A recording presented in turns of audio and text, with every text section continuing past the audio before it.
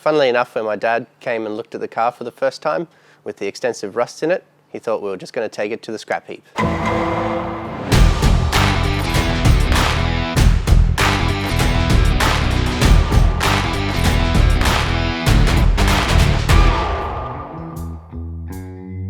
Hey, my name is Nikita Croman. I've been part of the sales team here at Mustang Auto for just over 4 years. I'm a qualified mechanic and a keen car enthusiast.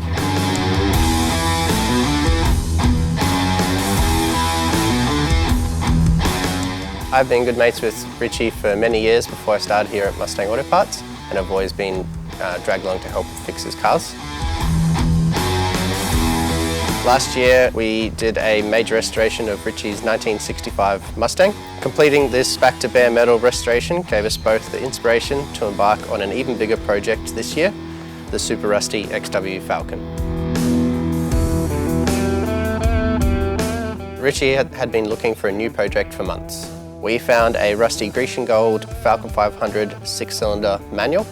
There was lots of rust in the lower front area, the usual spots, torque boxes, sills, radiator cross member, all the usual parts that go on them. We were surprised by what we uncovered under the cowl area. It was pretty bad.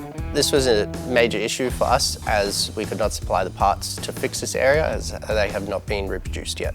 There was no rust in all the common areas like the floor pans, the boot area and the roof. And all the rust was easily seen without pulling the car apart too much.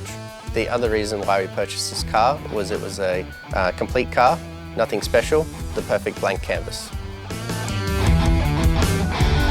Seeing as it was a blank canvas, we could do whatever we wanted to it, so we decided to set it up as a cruiser car, convert it to a V8 with a 351 Cleveland, automatic C4 and a big 9-inch diff. We'll build this XW Falcon to a concourse finish, just as it would have rolled off the assembly line in 1970. On the wheels up, that's how great road cars are built. And that's why more people than ever before are driving Falcon, the success car of the 70s. The added bonus of this build for the Falcon is we can showcase our products here at Mustang Auto Parts and be able to fit them ourselves and see how they go. As you can see, we've got the Falcon back from paint and panel recently, and we've got a detailed rundown of all the parts used on the car so far.